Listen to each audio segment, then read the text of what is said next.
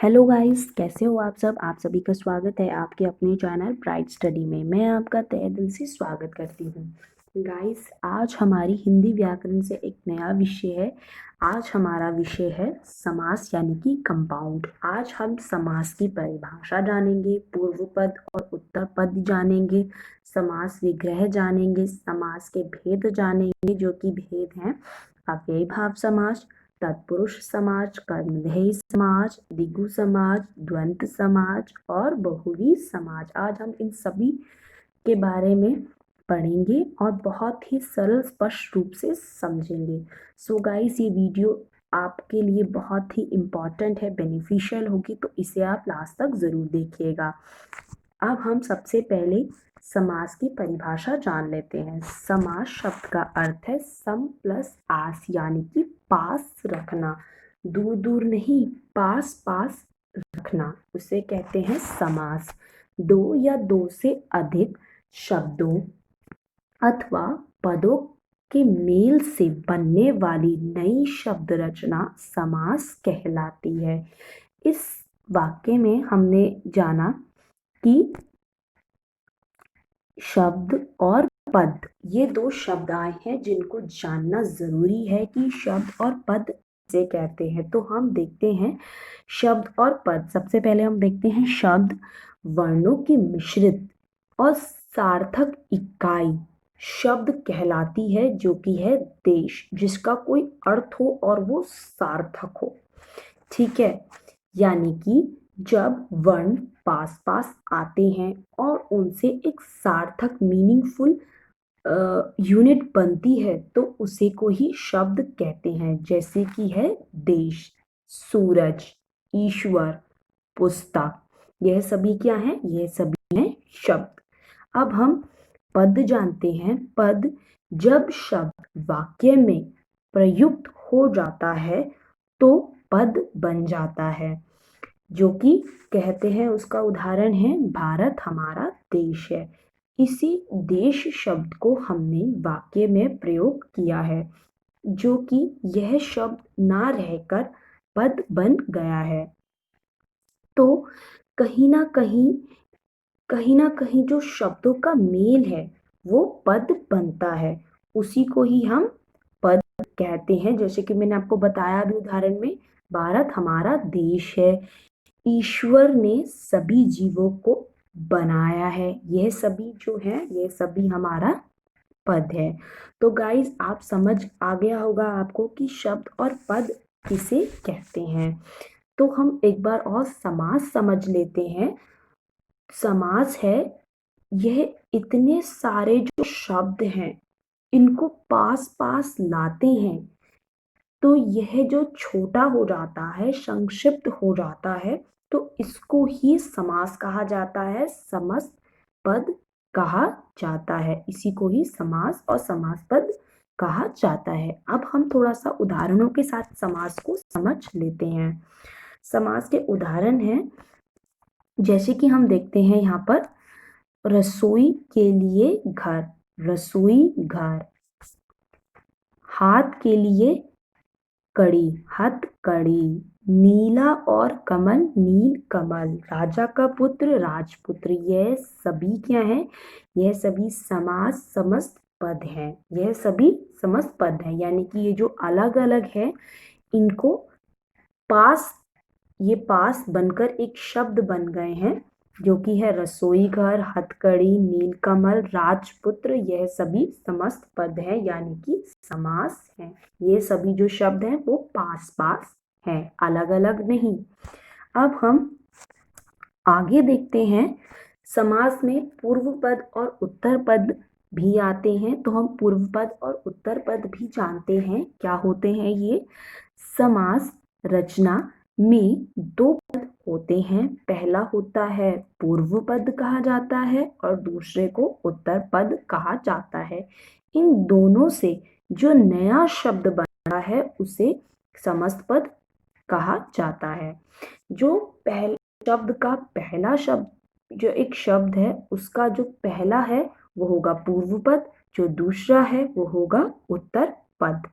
जैसे कि नीचे उदाहरण के साथ हम समझते हैं। नीचे एक शब्द दिया गया है पूजा घर, जो कि है ये समस्त पद।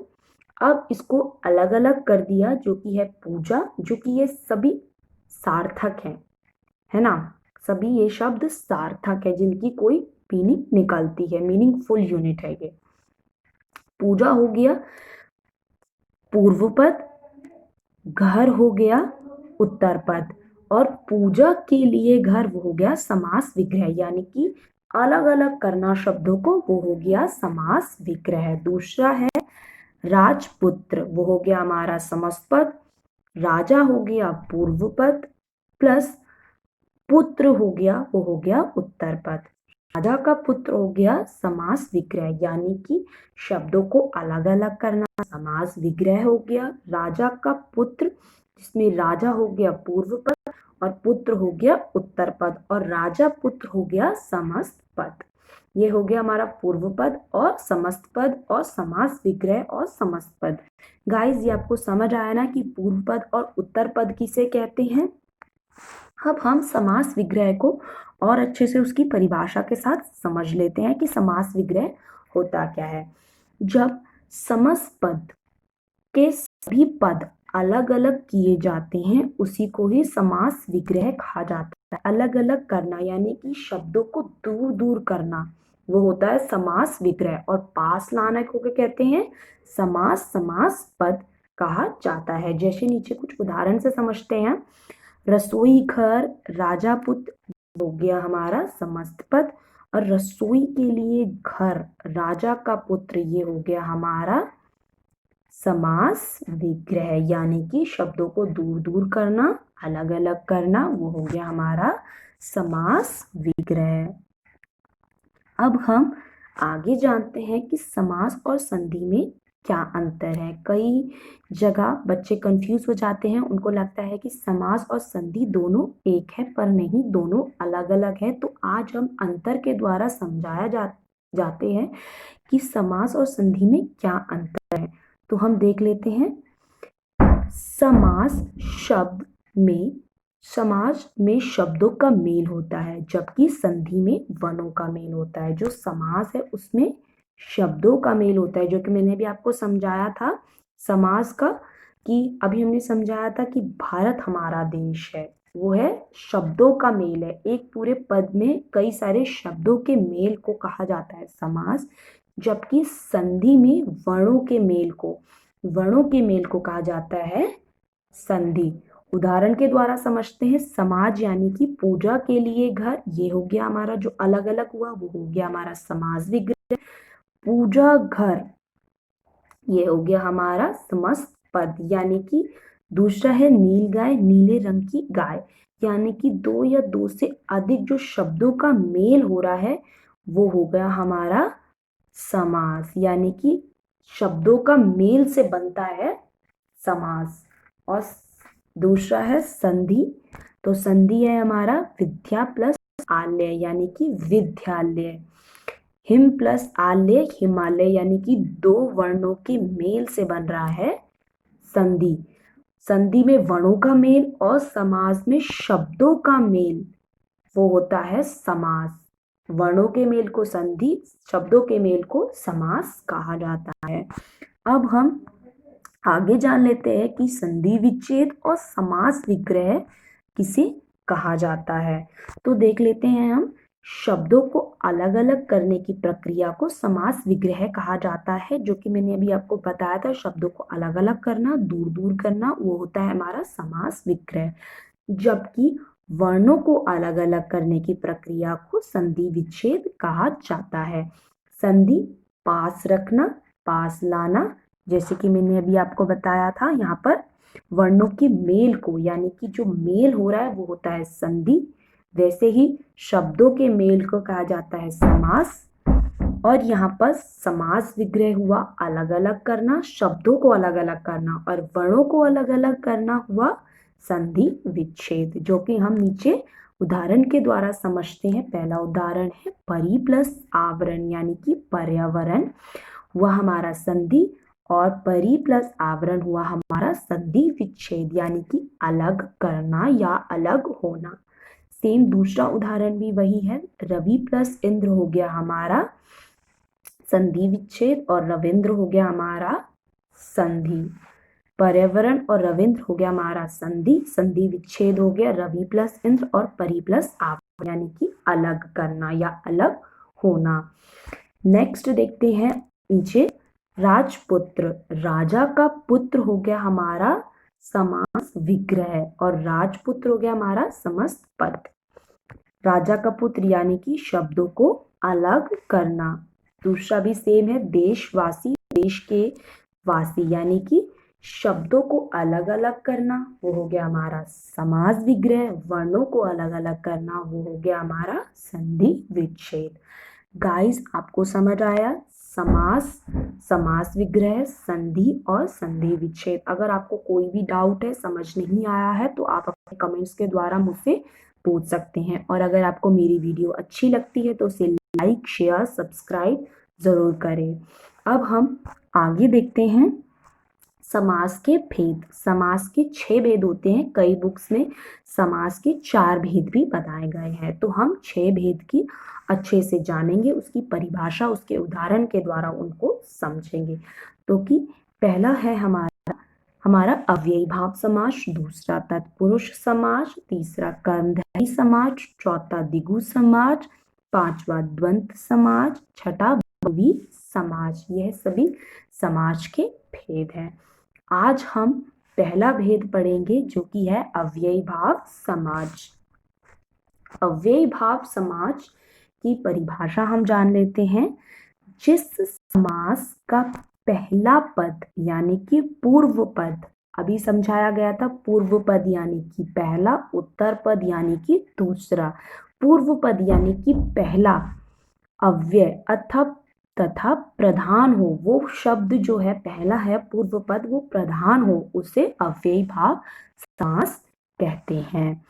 अव्ययी भाव समास को पहचानने के लिए कुछ लक्षण हैं, कुछ ट्रिक्स मैंने आपको बताई है, इनको जानने से आपको इजी होगा, तो इसको समझ लेते हैं।